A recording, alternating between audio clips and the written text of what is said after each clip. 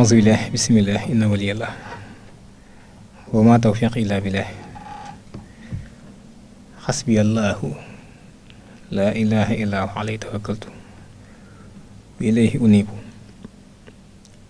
alhamdulillahi rabbil alamin allahumma salli ala sayyidina muhammadin wa sallim.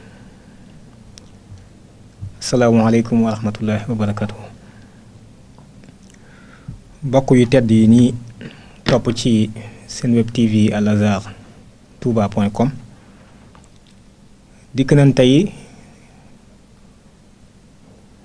di leen nuyu di leen ziar di leen balu xaq di bale xaq am yéene nag ci màggu yàlla ak yërmandeem am ak yéen jataay boo xam ni du doon bu gudd waaye mi ngi jëm rek ci yeete bi nga xam ni moom la ñuy def mu jëm ci produit yoo xam ne si nit ñi ñoo ngi koy jëfandikoo gu yaatu te bari ci loo xam ni lënt na la ca des ay lor yu bari mi ngi ci muy boisson sucré yi rawatina nag produit boo xam ne ñëpp xam nañ ko muy Coca-Cola. d'abord Coca-Cola pratiquement kenn xamul luñ ko defaree pratiquement da nga jënd kii bi rek boisson bi ñu bind ci ni la def nañ ci alcool citron orange extrait de feuille de coca noix de muscade coriandre acide citrique caféine cannelle sucre caramel E150D mais finalement doo xam dëgg loolu moom mooy lan waaye am yenn ati tomb yoo xam ne bëggoon nañ ko indi rek ngir nit ñi nga xam ni ñoo ngi koy jëfandikoo ku ko ci mënta bàyyi it incha allah dañ ci dikk ci waxtaan wi am noo war a doxale ngir loola mën laa bañ a gaañ waaye yàlla na ci daal ni ko nit ñi di consommer ak ni ñu ko jëfandikoo ak boisson sucré yu bari yàlla na ci ñu mën koo seetaat jëflante ak jëfandikoo gi ñu koy jëfandikoo lu mel ni Coca moom ki ko créé ab américain la ku ñuy wax John Pemberton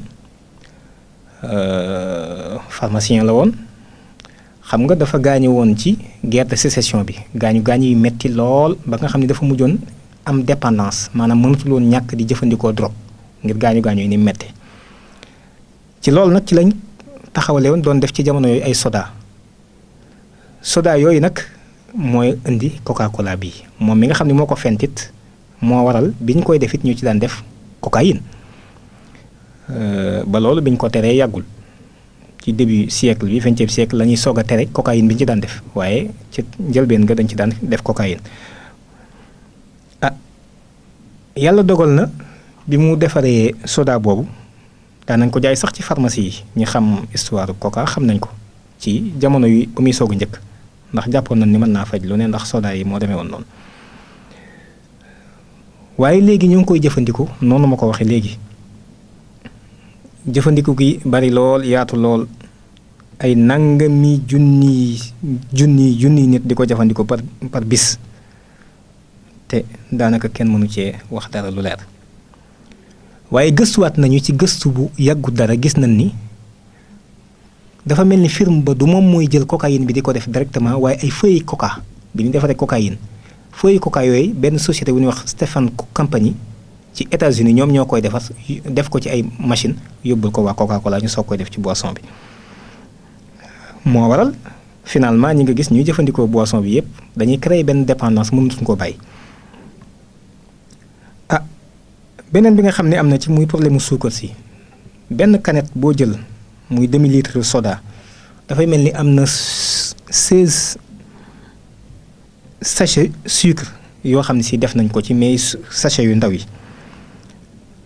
te loola tey ku ko doon jëfandikoo par bis da nga am problème ndax mën na la daal di indil excès de sucre boo xam ni baaxul saw yaram te loolu ku ne xam na ni soxlu ñu koy wax kenn xam ni jabet moom daal ni la nuyu na la xaw ma da nga ko ubbil dalal koom déet waaye nee na salaamaaleykum xanaa loolu sax day mën naa doon xëy na ab nattukaay ci xeeti jabet yi bari yi nga xam ni am na fi nekk nii koo gis ñun la léegi daa am jabet mi ngi ci régime ngir suukar su bari soosu nga xam ni ñoo ngi koy jëfandikoo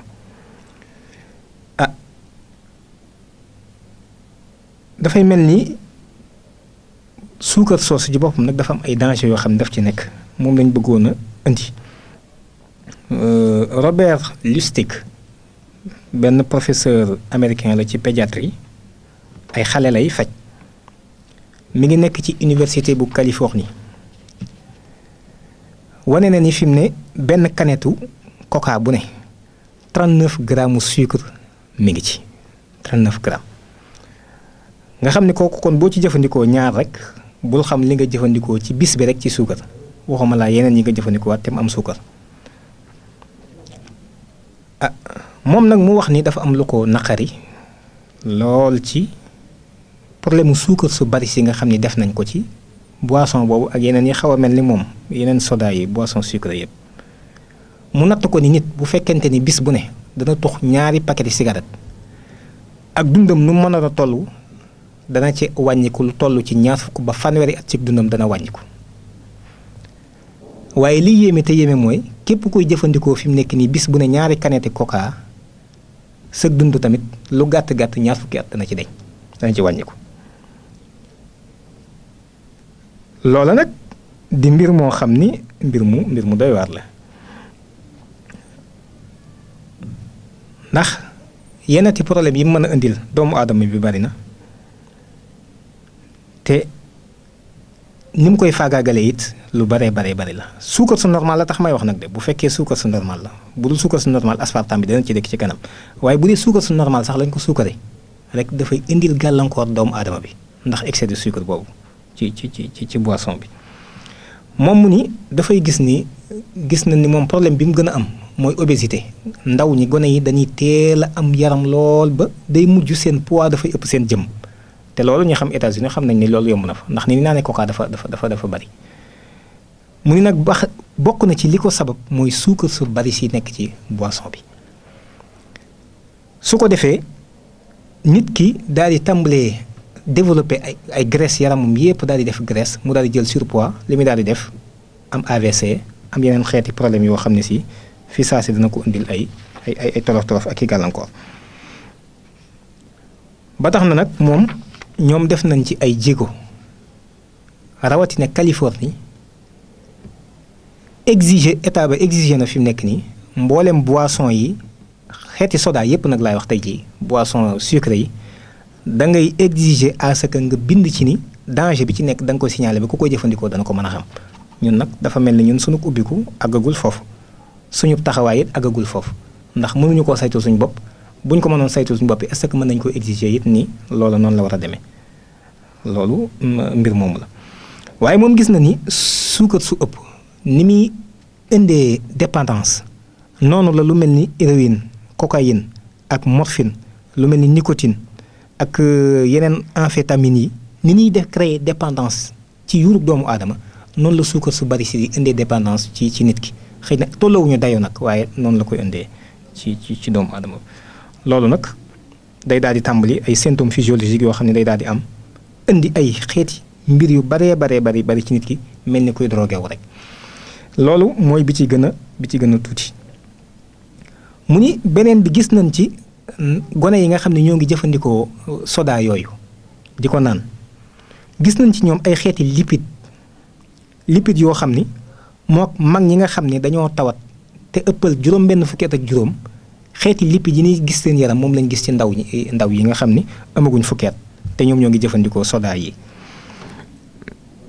ba tax na moo indi xeeti feebar yoo xam ne si fi nekk nii daanaka science mënu ko expliquer te loolu lépp ci ñoo ngi koy jël nit koo xam ne yaa ngi soog a juddu feebar yi nit ñi toll ci waaj a dee tàmbalee am yow nga juddu tàmbali ko am ngir looy jëfandikoo rek kon loolu mat naa xam mat di bàyyi.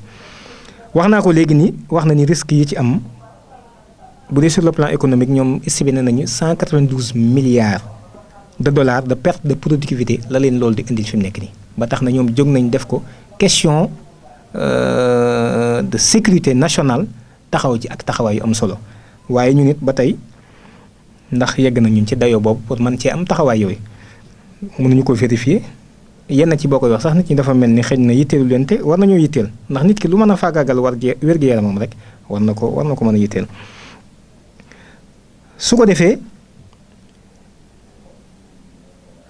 yenn yi problème yi nga xam ne mën na ko indil nit ki mu ni lu mel ni ay attaque cardiaque lu mel ni AVC lu mel ni ak ndof démence lu mel ni xeeti yenn ti diabète yi ku mën a xam ne ni diabète de type 2 loolu suukar si moom moo koy indi waaye li ci mën a dimbali nit mooy bu fekkee nit ki mënu koo ñàkk naan te mënu koo ñàkk naan benn canette bu mu naan boisson na def jógin naanaam na daw waxtu woo xam ne du taxaw ci benn barab daw ba loola mooy mën a tax dem graisse yi mu waroon a multiplier ak suukar su bon si nekkoon ci biir bi yëpp loolu lépp aw yaram dana ko génneewat 1 heure de temps de jogging nga war a def pour loolu mën a bañ a am jeexit ci yow.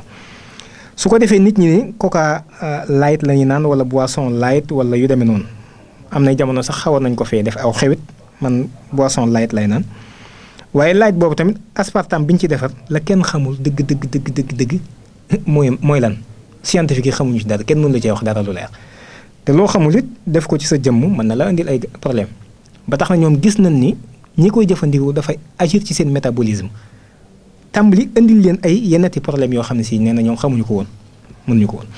beneen mbir tolluwaat ci it muy lu mel ni E150D bi nga xam ne colorant caramel la dafa am benn élément boo xam ne si facteur cancérigène la am. ku ñuy wax Mike Jacobson moom mooy directeur du centre des sciences bu intérêt public foofu ci États-Unis daf ci def ay gëstu yu yaatu ngir looloo tax ñu koy fay waaye ñoom taxaw nañu ba am taxawaay fi mu ne état Californie gis nañ ni colorant boobu ginnaaw benn canette bu nekk 29 microgrammes fexe nañ benn exiger ko ba Coca-Cola wàññi ko 29 microgrammes la ci def.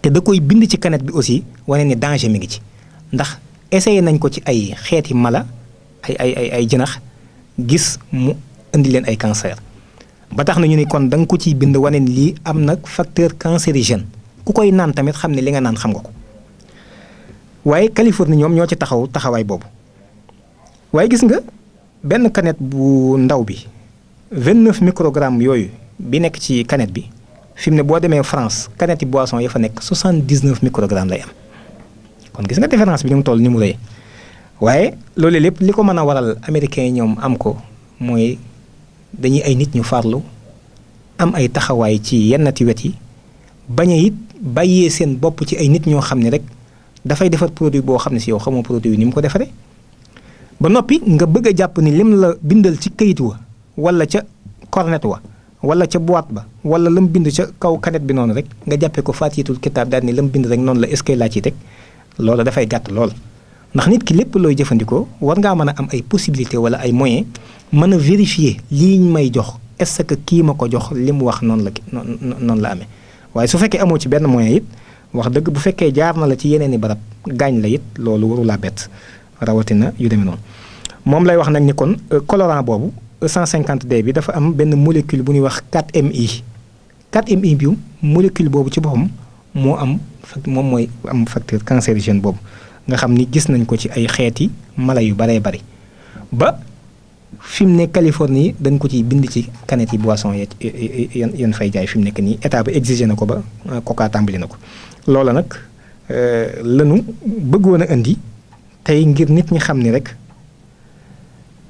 yi ñuy jëfandikoo bari na ci loo xam ni mën naa indil nit ki lor rawatina su fekkente ni consommé bi mu koy consommé moom jubluwu ci sax xëy na lu baax ci yaramam waaye mi ngi ci jublu rek roy nit ñi naan nañu boisson sangam rek man boisson sangam lay naan wala sax ku àgg ci yenn dayub sangam yaay naan boisson sangam déedéet nit ki lépp lu muy jëfandikoo rek daal rawatina luy jëm ci jëmmam war naa dem ba xëy na mënu koo ñàkk mu yittewoo ko wala loo xam ne si xëy na baax na ci wér-gu-yaramam wala lu xaw a demee noonu waaye warta doon loo xam ni ab toppandoo lay doon rek wala lii wax xew ci jamono wala yu xaw a demee noonu waaye lii rek la ñu indi woon tey ci lu mel ni boisson boobu nga xam ni problème mu suukar si aspartame bi colorant yooyu ñu ci def it ak it dama ko fàtte alcool bi nga xam ne am na ci aussi kenn mënut a expliquer alcool bi lan la wut si ci Coca-Cola bi te gis nañ ko ci am nañ ci ay firnde yu leer dana leen ko wan incha allah ci élément bi ñuy bëgg a wane léegi nii bala ñoo tëj waxtaan wi ngir ñu xam ni mbir yooyu yëpp daje na ci boisson bi jëmmi boisson bi am nañ nag doole moom xam naa ne ndax waxuma la jënd ay nit waaye mën nañoo jënd sax état ndax budget bi Coca-Cola di génne pour publicité am rek moo ëpp budget Sénégal kon kooku moom xam naa ne xëju ci ñun ñun ñi nga xam dañoo néew doole loolu waaye nag dëgg moom yàllaa ko moom ñun daal li ñu ci jublu mooy nit ñi yeewu ci man cee moytandiku ku ko mënta ñàkkatee naan it na nga fagaru foo ci guuxee as guux na nga jóg xelu fii ba ginnaaw Mbàkke nga dellusiwaat te bu fi taxaw ci diggante bi loolu daal moom xam naa ni lañ bëggoon a indi tey jii kon su ko defee ñu dem ci régie bi wan leen élément bi ñu seetaan ko ki nga xam ne mooy directeur général bu Coca-Cola Company muy Mokhtar Kant moom am na benn journaliste boo xam ne def na ci ay gëstu laaj na ko ci interpellé ko ci yi ma doon wax yëpp interpellé na waaye gis nga ni ngeen koy gisee léegi amu ci benn tontu ndax xam na ni nañ ko foo xam si amul lu mu ci wax bu fekkoon am na ci loolu leer dana ci indi ay firnde yu leer waaye loolu noonu la demee jublu ci leeral rek lañ ci jublu ak it nit ñi gën a xam li ñuy jëfandikoo lan la ndax bari na ci loo xam si mën nañoo indil ay lor kon ñu dem ci régie ñu seetaan vidéo bi pour mën a ñëw yëkkati jotaay bi incha allahu rabbi. Cette canette contient 39 grammes de sucre. Une cuillère à café, c'est 4 grammes. Donc en gros, elle contient 2, 3, 4, 5, 6, 7, 8, 9 oh là là. et 10. Ça, c'est la quantité de sucre contenue dans cette canette. Donc quand je bois ça, j'ingurgite en fait cette quantité de sucre. Exactement. Aucune différence. Ok. Moi, je sais que j'ai du mal à arrêter. J'essaye d'arrêter, de diminuer ma consommation, mais j'y arrive pas. C'est à cause de ce sucre que je suis dépendante? Absolument. La raison pour laquelle les gens ne parviennent pas à arrêter de consommer ces boissons, c'est parce que le sucre a un impact sur une partie précise du cerveau. Et ça devient difficile d'arrêter. C'est pour ça que nous avons des enfants et des adultes qui ont une vraie dépendance au sucre. Et alors, quel est l'effet que ça produit sur le cerveau? Ça affecte le mécanisme de la récompense. La même zone que la nicotine, la cocaïne, les amphétamines, l'héroïne, la morphine. Ça provoque le même effet. Le besoin augmente en permanence. Car le problème, c'est que plus vous en prenez, plus le neurotransmetteur dans le cerveau, la dopamine, se met en marche. Et plus le système a besoin de doses importantes pour provoquer le même effet la fois d'après. Et ce phénomène s'appelle la tolérance. Quand vous arrêtez de consommer, vous avez des symptômes physiologiques. Et c'est la combinaison de tout ça qui fait que vous devenez dépendant. Aujourd'hui, on sait que le sucre fait exactement le même effet que toutes les autres drogues, en plus faible, bien sûr. Moi, je vois de plus en plus d'enfants, même très jeunes, boire du Coca-Cola. C'est quoi l'effet sur leur santé? C'est terrible. C'est un désastre qu'on constate tous les jours. Dans les cliniques pour obèses, les gamins ont des taux de lipides identiques à ceux que l'on voit habituellement chez des patients de 65 ans.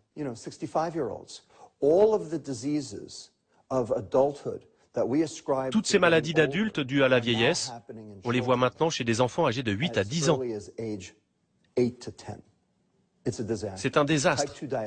Le diabète de type 2, par exemple, est spécifiquement lié à la consommation de sucre, et on travaille là-dessus. Vous avez l'air très en colère contre cette industrie. Je soigne des enfants obèses.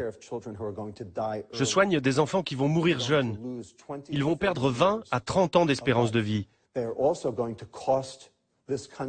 Et ils vont coûter à ce pays 192 milliards de dollars de perte de productivité. Il n'y aura plus d'assurance maladie en 2024. La sécurité sociale ne pourra plus suivre. J'ai de bonnes raisons d'être en colère. Je suis médecin et mon rôle est de soigner des gens. Et je ne peux pas le faire si l'industrie alimentaire les détruit. Oui, je suis un peu en colère. Mais si je fume, si je bois de l'alcool, je sais que je prends un risque. Quand je bois du coca, j'ai juste l'impression que ça va me faire un peu grossir, mais je ne me doute pas une seconde que c'est si dangereux pour la santé. Combien d'années allez-vous perdre si vous fumez 2 paquets de cigarettes par jour? Environ 20 ans. C'est à peu près la même chose si vous buvez 2 canettes de soda par jour. Vraiment? Really? C'est presque pareil. Donc, un coca, tout le monde s'en fout. 10 000 coca, vous allez mourir. Really? Vraiment. Mourir de quoi? Attaque cardiaque, AVC, cancer, démence, diabète. En même temps, moi, ça fait 25 ans que je bois 2 canettes par jour et je suis en bonne santé, je suis pas obèse. Qu'est-ce que vous en savez? Vous n'êtes pas obèse, c'est sûr. Mais vous êtes certaine d'être en bonne santé? Et peut-être que vous faites assez de sport pour éliminer les graisses, pour brûler les calories. Et si c'est le cas, tant mieux. Le problème, c'est que vous n'êtes pas représentatif du consommateur moyen. C'est sûr qu'après ça, on voit les choses un peu différemment. Voici vos sodas. Et votre obésité. Vos maladies cardiaques. Et votre accident cérébral. Attendez! Vous ne voulez pas votre diabète aussi?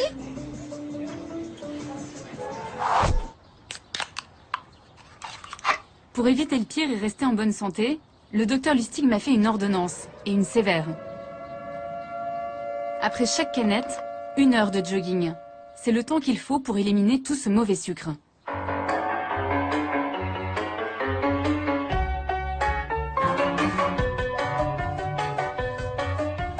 Je vous dis pas quand j'en prends 3 dans la journée.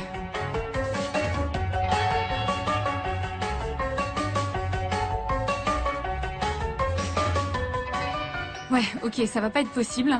Il va vraiment falloir que j'arrête. À moins que... Parce que la solution, c'est ça. Parce que la solution, c'est les sodas light, les cola light. Parce que du coup, il n'y a plus de sucre, donc il n'y a plus de problème. Tout le monde veut savoir pour les édulcorants. Moi le premier. J'aimerais bien savoir si c'est la solution. Mais il y a un problème. On ne sait absolument rien à leur sujet. On ne sait pas comment l'aspartame agit sur votre système énergétique ou sur votre métabolisme. On ne sait rien de tout ça. On n'a aucune donnée, et tant qu'on ne les a pas, je ne peux rien vous dire, car je suis un scientifique. Comment pourrais-je vous dire que les soda light sont une solution? On ne sait absolument rien sur les édulcorants. Et pour l'instant, ça reste un mystère.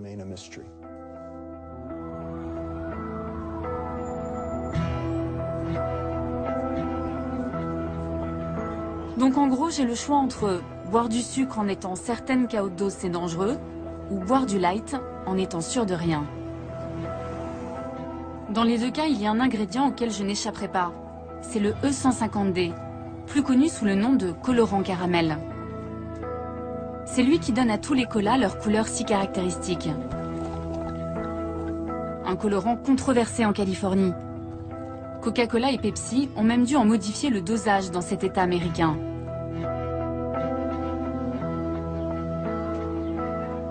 Le scientifique à l'origine de ce nouveau scandale m'a donné rendez-vous dans ce diner.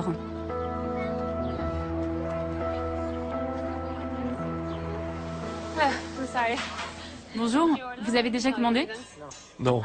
Je peux avoir un coca, s'il vous plaît? Et pour moi, juste un verre d'eau, s'il vous plaît. Vous ne buvez pas de coca, n'est-ce pas? Non, je n'ai pas bu un coca depuis très très longtemps. Il y a 5 ans, il a été prouvé que le colorant caramel contenait un élément cancérigène. Ce que les fabricants de ce colorant font, c'est qu'ils prennent du sucre, y ajoutent de l'ammoniac, puis des acides, et mélangent le tout à haute pression. Ça crée la couleur caramel, mais ça crée aussi de nouvelles molécules. L'une de ces molécules est connue sous le nom de 4-MI. Dernièrement, des études ont démontré que ce composant provoque des cancers chez les animaux et très probablement chez l'homme. L'État de Californie a dit à l'industrie du soda qu'elle serait obligée de mettre un avertissement sur leur boisson tant que celle-ci contiendrait ce composé. Ça causerait quoi comme cancer, ce colorant caramel? A priori, cela provoquerait la leucémie.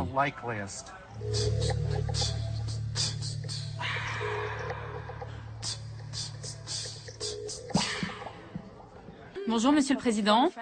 Je viens de France pour être avec vous aujourd'hui. Monsieur Kent, vous êtes probablement l'une des rares personnes dans le monde à savoir ce qu'il y a dans le coca. Les consommateurs comme moi n'ont pas cette chance et ne savent pas ce qu'ils boivent. Le peu d'informations disponibles sur cette recette pose une seule question. Que buvons-nous? Vous dites, monsieur, vouloir faire de ce monde un monde meilleur. Alors pourquoi utilisez-vous autant de sirop de sucre, alors que tous les chercheurs indépendants affirment que c'est dangereux pour la santé? Pourquoi utilisez-vous un colorant caramel chimique, alors qu'il en existe des naturels? Pourquoi prélevez-vous autant d'eau au Mexique et en Inde? Et enfin, pourquoi ne dites-vous pas que vous utilisez toujours de la feuille de coca dans votre recette? Merci, monsieur, pour votre attention. Merci d'être venu de France pour assister à notre Assemblée générale. Je tiens à vous dire clairement que nos 3000 produits sont sains. Nous sommes fiers de la qualité de tous ces produits. Nous sommes fiers de nos standards de fabrication, qui sont souvent bien supérieurs aux normes légales des pays, de tous les pays dans lesquels nous les produisons.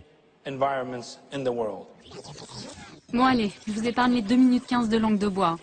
Muhtar Kent m'a répondu, mais ne m'a rien dit. Pendant ce temps-là, son groupe a écoulé près de 3 millions de boissons dans le monde.